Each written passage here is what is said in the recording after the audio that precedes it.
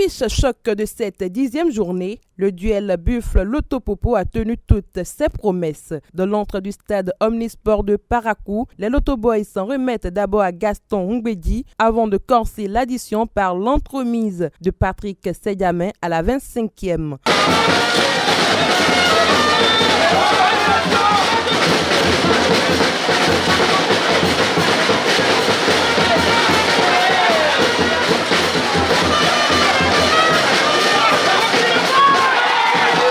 Fort de leurs avantages de pouvoir jouer à domicile devant leurs supporters, l'équipe numéro 1 de la cité des Kobourou réussit à réduire le score. Une entreprise soliste signée de l'Inca Adjaï à la 31e, auteur de cette belle œuvre.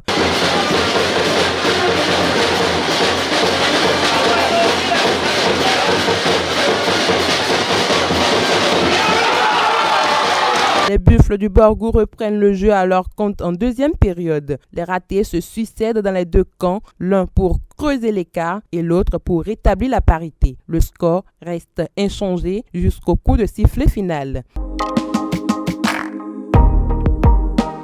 Ayema Football Club signe sa 3e victoire consécutive depuis sa défaite contre Coton Football Club. Après une première période à couteau, les visiteurs s'illustrent en premier à la reprise face à une équipe de requins mal en point. Christo Joseph marque contre son camp à la 53e et donne la possibilité à Ayema de prendre les devants.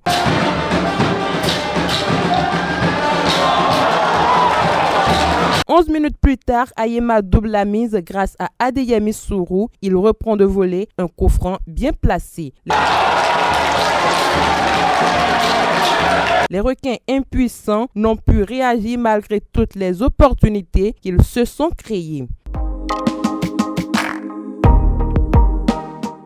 Coton Football Club s'est disposé de Dragon FC 2-0 sur le fil. Dominateurs, les cotonniers ont manqué de réalisme en première partie. À la 35e minute, ils auraient pu ouvrir le score sur cette frappe de Razak Benet. Après avoir touché la balle a franchi la ligne, mais les arbitres ne sont pas d'avis. Tout est allé si vite.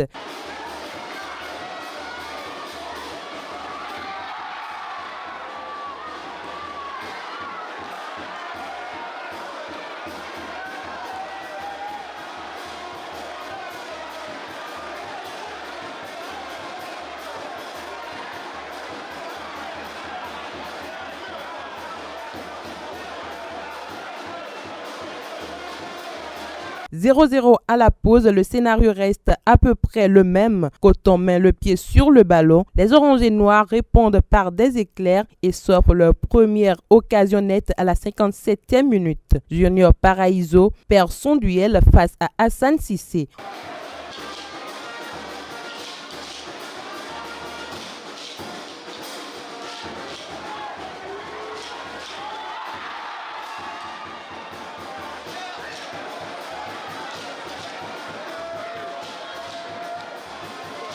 En face, Emmanuel Fabilly retarde l'échéance en sortant 2 arrêts de classe. D'abord sur cette reprise de tête de Shérif Mama à la 63e minute, puis face à Issa Razak Benet à la 76e minute.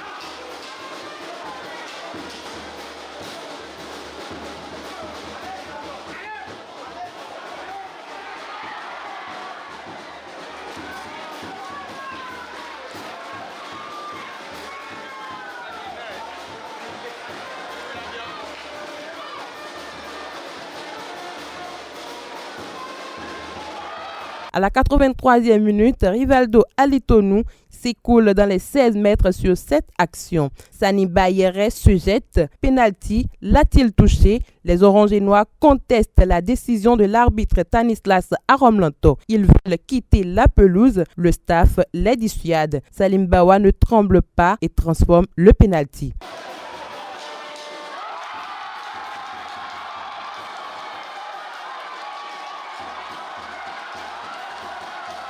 l'envie et la détermination des Womenous de recoller au score libèrent des espaces. Dans le temps additionnel, Rivaldo Alitonou, servi par Souleymane Bachirou, fait le break.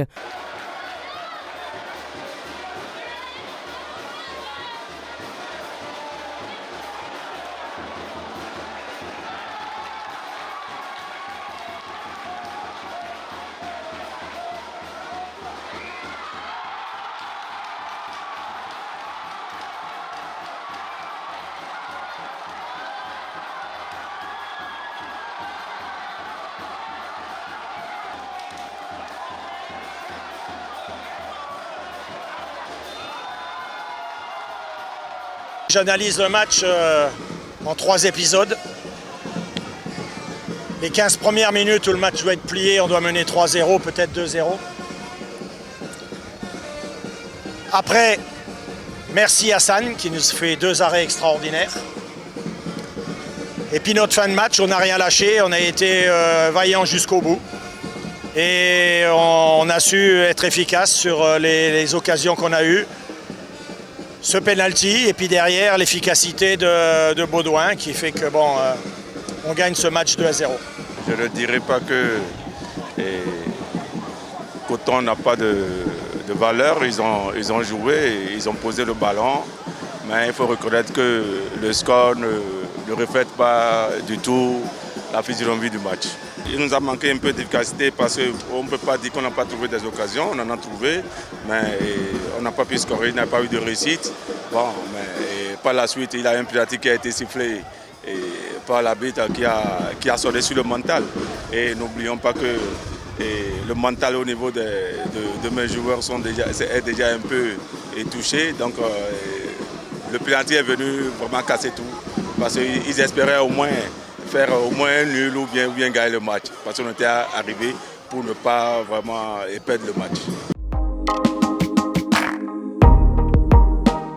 Face à la rugueuse équipe de l'AS Takouné, Dynamo d'Abomey a tremblé mais n'a pas craqué. Le club royal a d'ailleurs bien lancé son match avec l'ouverture matinale du score. Goodluck Godfrey débloque la rencontre à la 6e minute.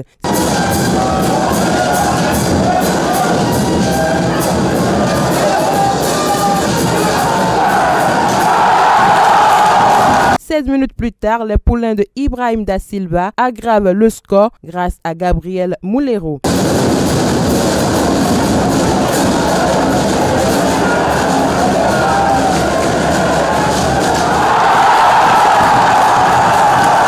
À 2-0, Dynamo d'Abomey déroule tranquillement avant de passer des moments de frayeur. L'AS Takouné réduit le score.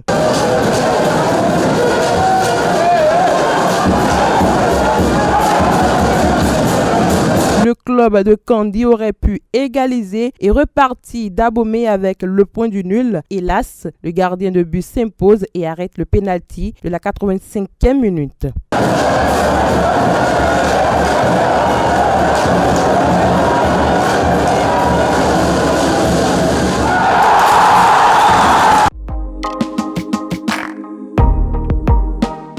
Pas de vainqueur entre Asvo et l'AS Cotonou. Score final 0 but partout. Les hommes de Lafiou Yessoufou, malgré l'entame fébrile, sont revenus plus entreprenants en deuxième période. Mais la défense cotonoise est restée solide. Les incursions, les frappes se sont enchaînées de part et d'autre.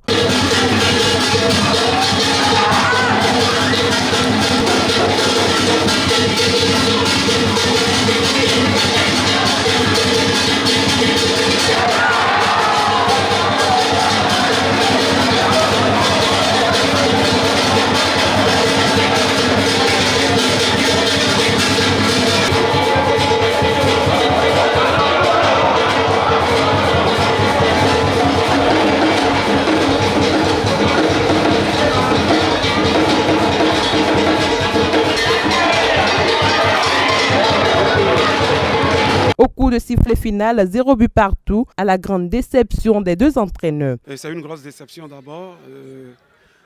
Nous avons beaucoup de retard sur le peloton. Et il faut jouer pour gagner. Malheureusement, ce soir, nous avons raté les consignes devant les buts. Et c'est ce travail-là que nous allons continuer à faire parce que ça joue déjà très bien de l'arrière jusqu'en avant, mais devant il faut maintenant être très efficace. Nous sommes dans une mauvaise spirale où nous jouons avec des blessés. Vous allez constater que j'ai ramené 16 joueurs au lieu de 18. Ça veut dire que je n'ai plus de marge de manœuvre. Mais néanmoins, on avait en face une très belle équipe de ASVO qui jouait bien au football. Bon, il était question que nous-mêmes, on puisse mettre une stratégie en place pour pouvoir contrecarrer les velléités de cette très belle équipe de ASVO. Je souhaite le rétablissement rapide de mes blessés. Vous savez, quand vous avez un effectif où vous avez 8 blessés, vous voyez comment ça dessus 25 joueurs, vous avez 8, vous n'avez plus de marge de manœuvre d'échange. Comme je vous l'ai dit, j'ai ramené 16 joueurs et là encore je perds encore un autre. Donc vous voyez, ce n'est que le retour de mes blessés qui va m'amener à sortir de cette position. Mais ce n'est pas encore joué. Nous sommes derniers pour le moment. Il reste encore 2 journées pour la phase aller et 12 journées pour la phase retour. Je crois, petit à petit, avec le retour de mes blessés, je vais retrouver l'équilibre de mon équipe. Un but partout, c'est le score qui a sanctionné la rencontre entre l'association sportive du port autonome de Cotonou ASPAC et la jeunesse athlétique de Kétou-Jacques. Dans un match intense, les locaux ont su imposer leur rythme en début de rencontre. D'une frappe limpide contrée par une main, la Jacques décroche un pénalty à la demi-heure. Jacques passe à 1 au pied de Arnaud Kounan.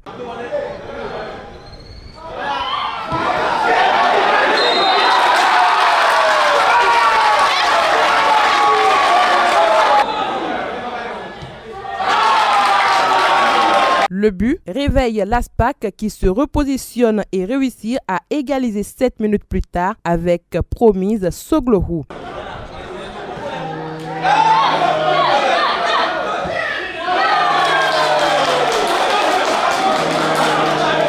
Dans les autres rencontres, US Cavalier a battu Dadje FC 2-1. Match nul 1-1 entre Banigansé FC et Damissa FC. Au terme de cette journée de la Super League Pro du Bénin, rien n'a changé en tête du classement. L'Autopopo garde son fauteuil de leader avec 24 points. Ils sont talonnés par le champion en titre Coton FC avec 22 points. Derrière, Dynamo Dabomey et Ayema FC, respectivement 3e et 4e avec 19 points, se bousculent pour une place sur le podium. Les deux clubs sont départagés à la différence de but. Dans la deuxième moitié du tableau, ça ne s'arrange toujours pas pour l'ASPAC qui est 11e avec 10 points. Les requins de l'Atlantique sont 12e avec le même nombre de points. Les buffles restent avant-derniers avec seulement 7 points, juste 1 point de plus que les dragons qui occupent la dernière place. Pour cette 11e journée, Coton Football Club effectue un déplacement périlleux dans l'antre infernal des Cavaliers de Niki. Le leader l'Autopopo reçoit Ayema Football Club à Grand Popo. Les Awisiwasa vont croiser les crampons avec le vice-champion en titre,